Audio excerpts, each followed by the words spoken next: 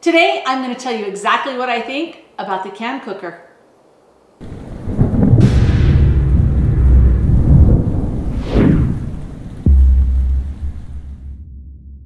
Hi, I'm Kylene and I'm the Provident Prepper.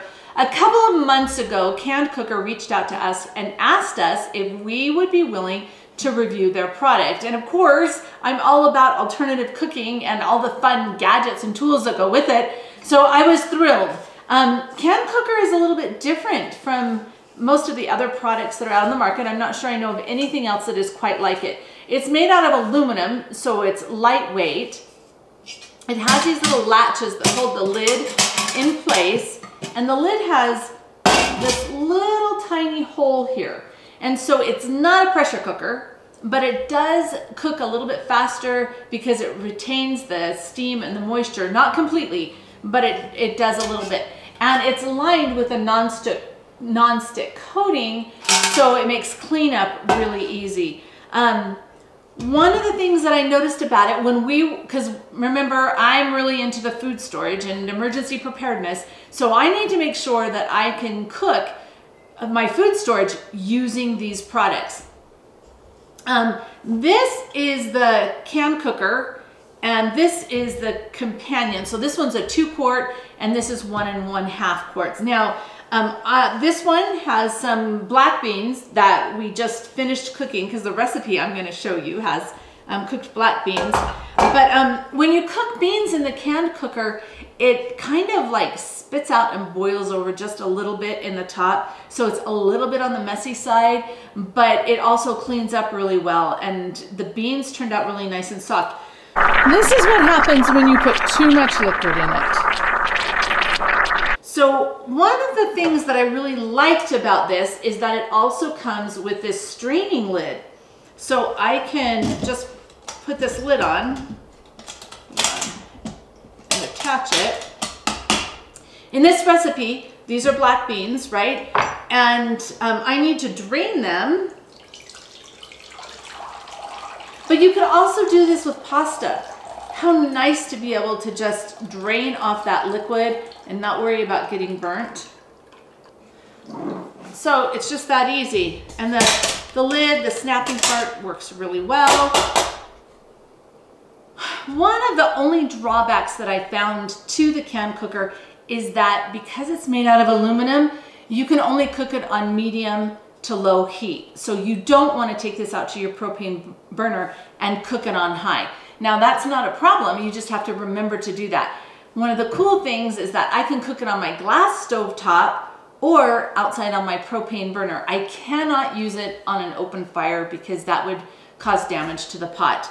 It's really convenient, it's nice because the food, because of this wonderful little lid and these clasps, it travels really well. So if you are using a hay box, and if you click the card in the corner, we'll take you to a video that we created about retained heat cooking.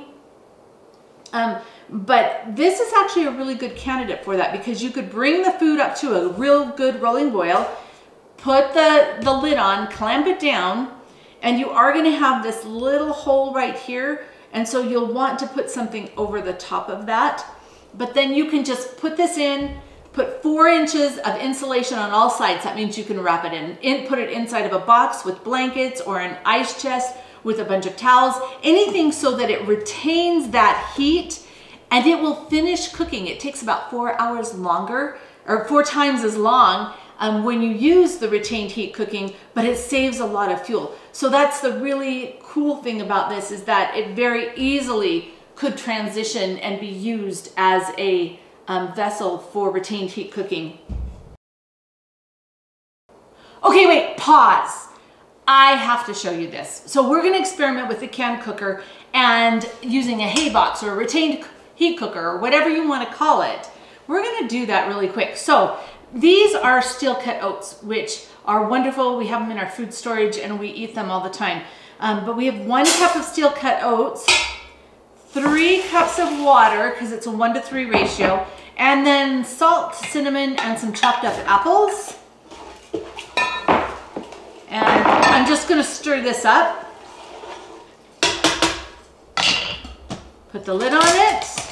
and we're going to bring it to a rolling boil on my stove. Okay, while we're waiting for that to come to a boil, let me show you this. You can use any type of a container, an ice chest, a box. I heard one lady who even used her bathtub. But what we want to do is we want to have 4 inches of insulation on each side. So what I've done is I've lined the box with a nice thick blanket, and then I've got just an old towel in here, and we are going to wait till this comes to a boil. Then we are going to put it in here and snug it up. And I have these blankets to go on top. Now, one of the things that you have to recognize about doing a hay box is that there's a little bit of steam that comes out. So don't use grandma's heirloom blanket. Use something that you can wash, because you'll want to wash it, not every time, but kind of frequently. But this is a fantastic way to conserve fuel. And the CanCooker is actually fairly ideal to do that. Now, normally you would want to fill up this container as full as you possibly can, because it's going to retain the heat longer if there's more food in the vessel. And now it's boiling in the CanCooker, so it's time to take it off the heat and put it in the retained heat cooker. I am just going to put this little piece of foil right here over the hole to block it from coming out. All right, I am going to snug this up right down here in this box.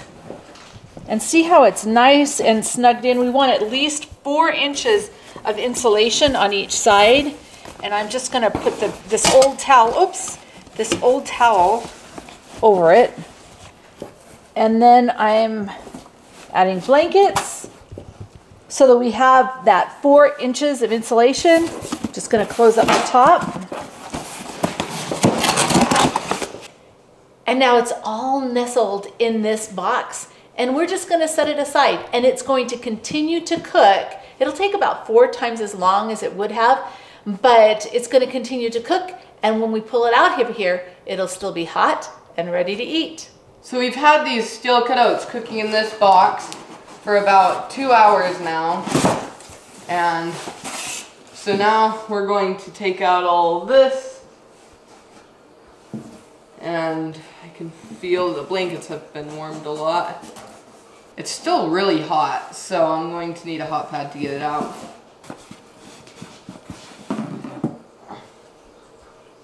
Okay.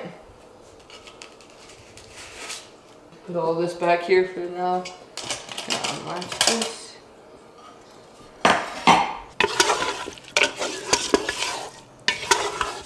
So these steel cut oats have retained a lot of heat in here, and even though it's been 2 hours, it still is really warm.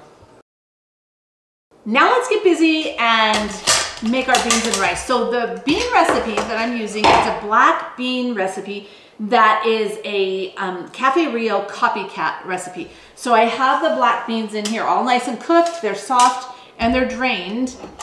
And the reason we're draining them is because we put the tomato juice in here. I'll put a whole quart of our tomato juice. And if you have the water in, then it's just soppy and it reduces that flavor and it just gets wasted. Then in here, I've mixed all of the spices, and I will put this recipe in the description of the video, but there is cumin and dried onions, garlic, salt, pepper, and then we're going to put some fresh cilantro that I just went and harvested from my garden in it also. I'm just gonna give it a quick stir. And now remember, we already cooked the beans in this pot, so now what we're gonna do is we're just gonna take this out. I'm gonna put it back on the propane burner outside and simmer it, just so that all those flavors can blend together. All right, so this is the smaller one. It's the companion, and that's perfect because I want my beans in the large pot, especially because I need a little bit more space for all the bubbling that goes on. And then this is the perfect size for rice. So for this recipe, this is some cilantro lime rice, and this is homemade broth. I usually make my own broth, but you are welcome to use store-bought, or you could just use bouillon. you know, that would work too. And then I'm going to add, and in there I had already added my salt and my garlic. And then I'm gonna put my rice in, stir it up. We're gonna go bring it to a boil out there on medium heat, not on high, and then we'll reduce it. And when we come back in, this recipe is really cool. It has lime juice, honey, and some fresh cilantro. And when we go to fluff the rice, we will just mix that in at the end, and it makes it just incredibly delicious. So, put these lids on, and let's take these out and get them cooking. Today I am playing with our new CanCooker again. Kenny and Christy are coming home from college to visit today, and when I asked them what they wanted me to make, they said, Mom, just make me some healthy soup, because being away at college, it can get a little bit challenging with what you eat. Now, so what I decided to do is to make some of their favorite chicken soup.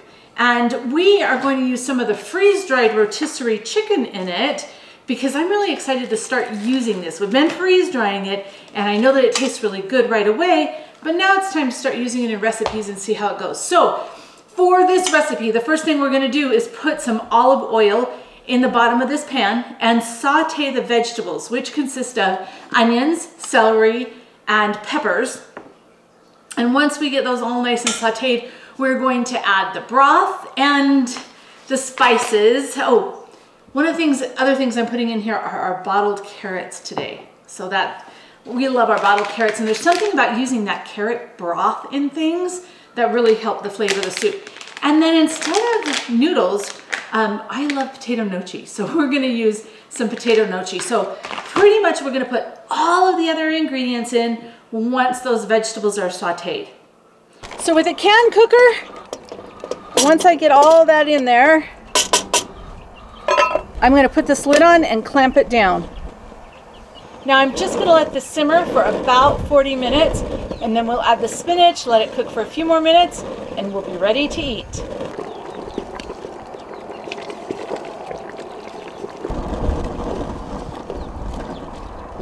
Okay, so now it's time to taste it.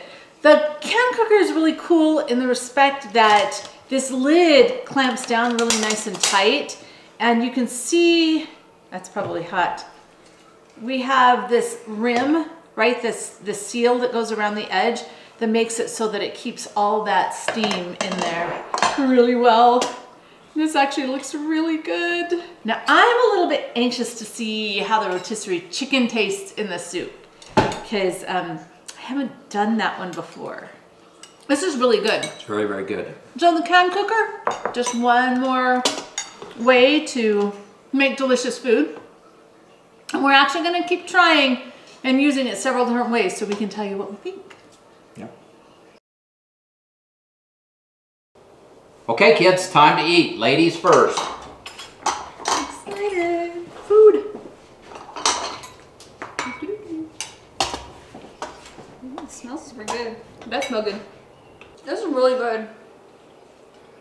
It's good. I like it very much. I will give it a solid extremely good. 8 out of 10. Very, very good. And now for the question of the day. Can you cook with a CanCooker? Comment below. And thanks for being part of the solution.